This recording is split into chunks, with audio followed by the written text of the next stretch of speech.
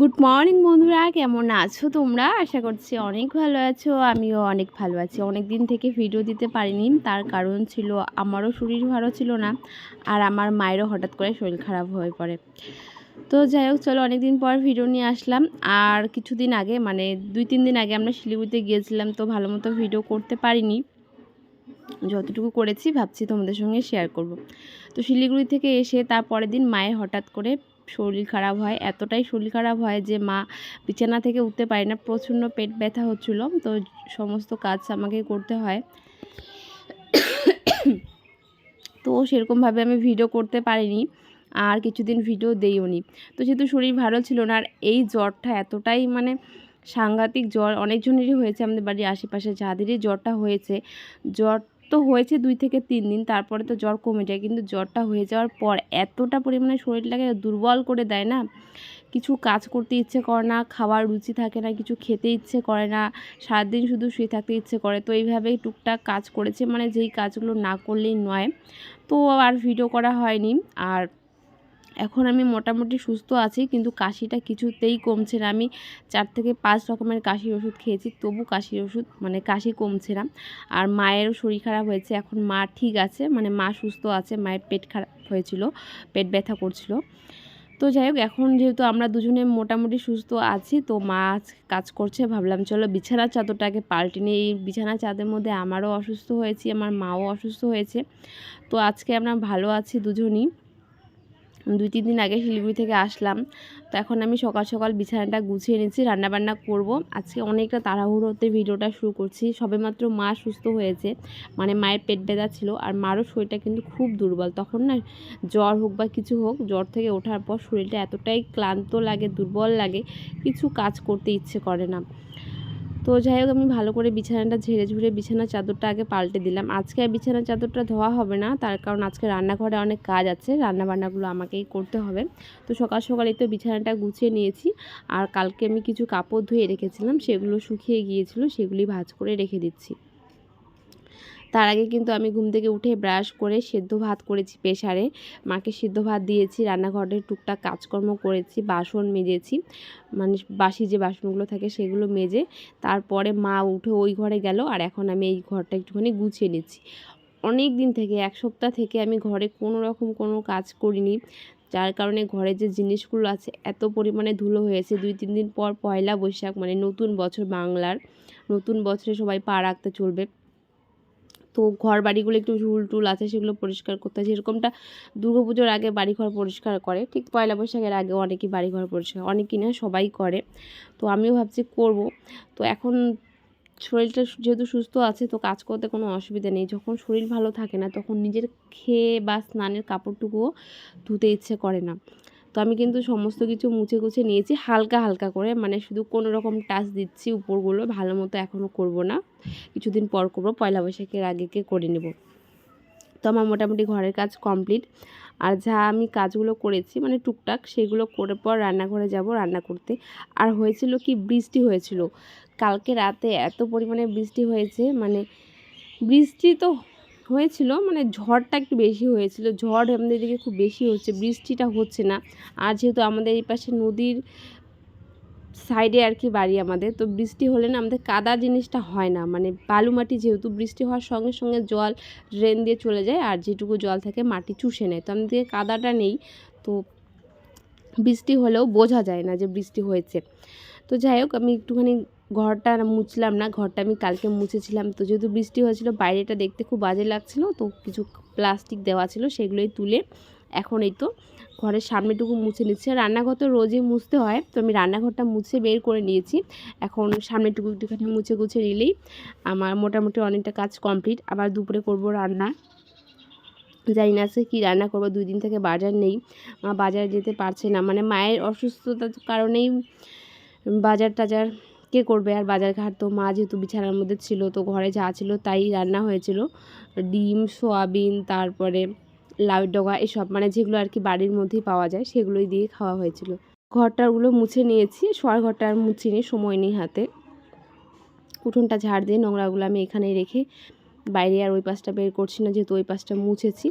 তো আমি একটুখানি নোংরা ছিল, সেইগুলো আমি বস্তার মধ্যে তুলে রেখেছি। এবার দেখো আমাদের বাড়িতে কত বাসন। সকালবেলা আমি বাসন মেজেছি, রান্নাবান্না করে উঠোন ঝাড় দিয়ে রান্নাঘর গুছিয়ে পরিষ্কার করে নিয়েছিলাম। তো সেই বাসনগুলো আমি বের করে রেখেছি। কড়াইগুলো ভাবছি আজকে একটু পরিষ্কার করে মাজবো, তার কারণে আগে অর্ধেক বাসন মেজে রেখেছি, আর এখন এই তো খাওয়ার বাসন আর কড়াইগুলো আছে, এগুলো ভালো করে মেজে নেব।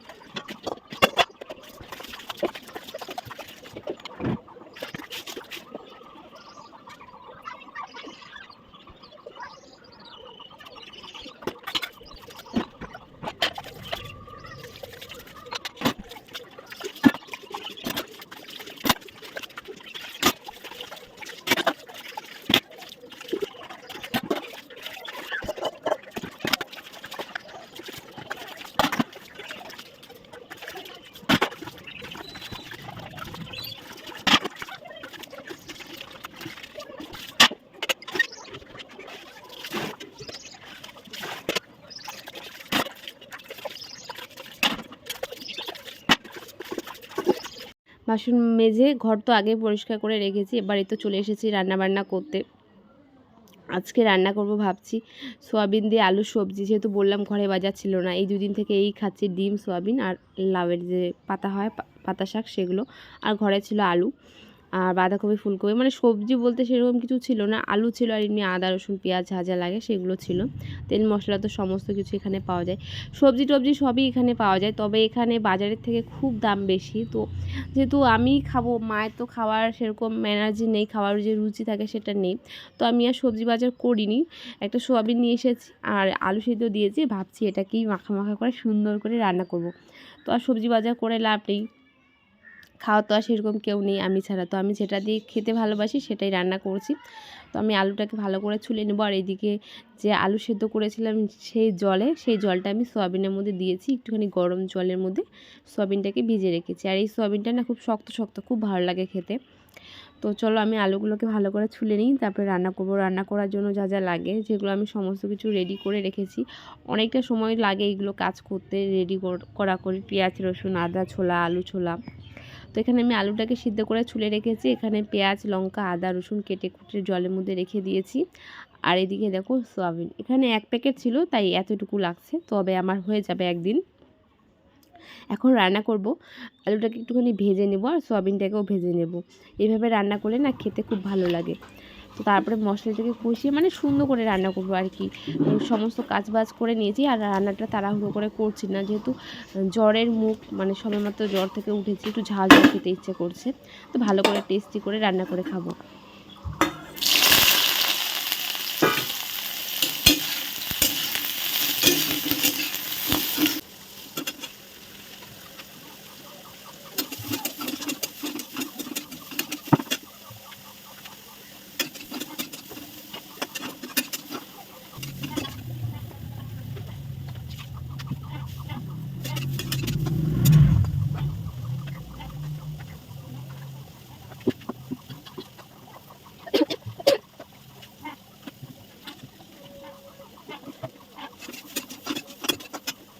আমার সয়াবিন ভাজা হয়ে গিয়েছে, এবারে তো সয়াবিন ভাজাগুলো আমি নামিয়ে নিব, তারপরে আলু ভাজবো। আলুটা ভেজে আর নামাবো না, তার মধ্যে মশলাটাকে দিয়ে দেবো। মশলা তো আমি আগে কেটে রেখেছি, পেস্ট করেও হয়ে গিয়েছে। আর আমি এখন যা যা রান্না করি সমস্ত কিছুর মধ্যে 1 থেকে 2টো তেজপাতা সংবারে দিই, দেখবো স্মেলটা খুব সুন্দর আসে, খুব ভালো লাগে। এবার আমি আলুটাকে ভালো করে ভেজে নেব লবণ একটু হলুদ দিয়ে।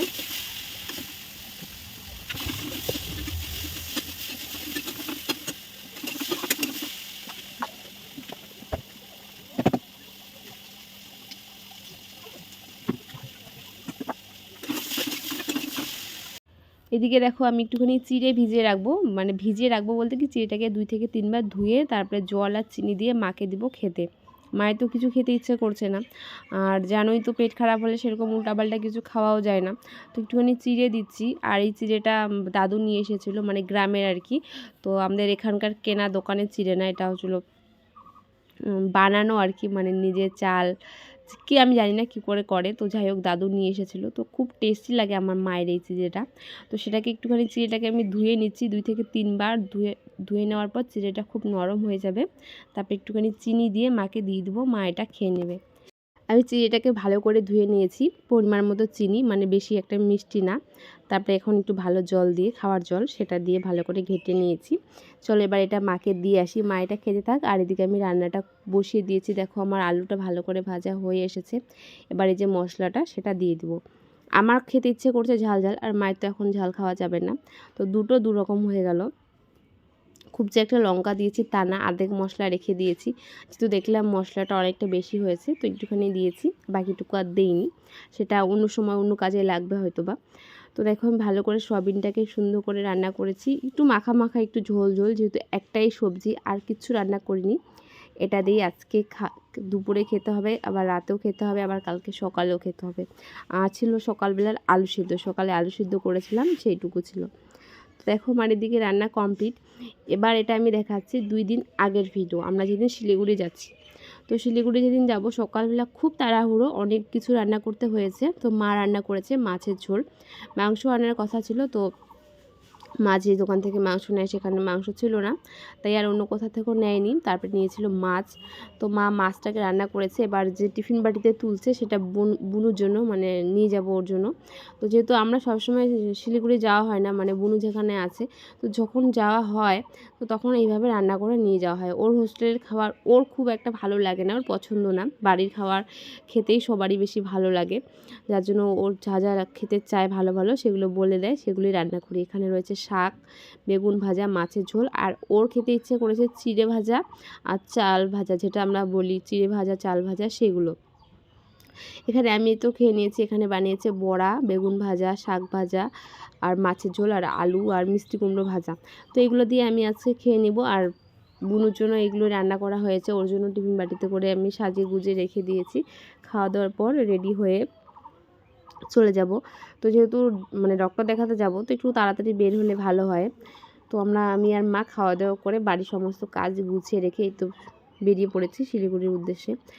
তো যাই হোক এদিকে চলে এসেছি, এদিকে দেখো বুনু আসছে। তো ওর ডিউটি ছিল, যেহেতু ওর অনকল ডিউটি থাকে, তো সবসময় খুব একটা ওখানে থাকে না। তো আমাদের সঙ্গে ছিল, যেখানে ডক্টর দেখাতে লাগে, যা যা করা লাগে ও করে রেখেছিল আগের থেকে, নাম টাম লিখিয়ে। তো সমস্ত কিছু করে রেখেছিল বলে আমাদের অনেকটা সুবিধা হয়েছিল, তো আমরা গিয়েই ডক্টর দেখাতে পেরেছিলাম, নয়তো অনেক কিছু করতে লাগতো। তো আমাদের ডক্টর দেখানো কমপ্লিট, এখন এই তো ওয়েটিং রুমে ওয়েট করছিলাম। বুনুকে যে সবজিগুলো দিয়েছি সেইগুলো ওকে রাখতে, মানে ওর যে হোস্টেলটা ওখানে তো আমাদের যেতে দেবে না, 6 তলার মধ্যে ছিল, তো সেখান থেকে ব্যাগটা ওকে দিয়েছিলাম, সেখান থেকে ও সমস্ত কিছু টিফিন বাটির জিনিসগুলো ঢেলে ঢুলে তারপরে আমাদেরকে রাখতে এসেছে। ও আমাকে দেখো ওর ক্যান্টিন থেকে কিনে দিচ্ছিল চিকেন প্যাটিস, যেহেতু এখানে খাওয়ার মধ্যে আমার একটাই আছে চিকেন প্যাটিস, তো সেটাই আমাকে ও কিনে দিল।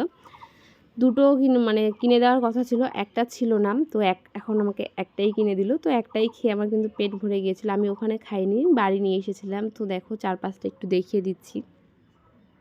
তো এখন এই তো বাড়ি চলে যাব আর কি। তো বাড়ি যাওয়ার পথে ওর মানে আমাকে এটা কিনে দিল। এখন আমরা বেরিয়ে পড়ছি, যেহেতু আমাকে এখানে আবারও আসতে হবে কিছুদিন পর, যেহেতু আমার আবারও আসতে হবে, তো আমি আর কাগজপত্রগুলো কিছুই নিয়ে যাইনি, ওকেই দিয়ে গিয়েছিলাম। ও আবার উপরে ওর রুমে রেখে দিয়ে তারপরে ও আবার ওর ডিউটিতে চলে আসবে। এই একটা সুবিধা, ওর আর হোস্টেলটা অন্য কোথাও নয়, এই দিশানের উপরেই ওর হোস্টেল। তো যখন কিছু হচ্ছে বারবার করে ও উপরে যাচ্ছে আর আস্তে আস্তে। তো যাই হোক আমরা বেরিয়ে পড়েছি দিশান থেকে ডক্টর দেখিয়ে। আর ওদিকে দেখো বুনু ওখানে দাঁড়িয়েই আছে, মানে আমাদেরকে দেখছিল, আর মা বলছিল যে যা বাড়ি যা, মানে এটা ওর বাড়ি হয়ে গেছে। তো মায়ের মুখ থেকে এটা কথা বের হলো, আর আমার খুব হাসি পাচ্ছিল। তো মা বললো যা যা বাড়ি যা, বুনু যেহেতু গেটের সামনে দাঁড়িয়েছিল। তো তারপরে দেখো এখানে দাঁড়িয়ে আছি বাসে।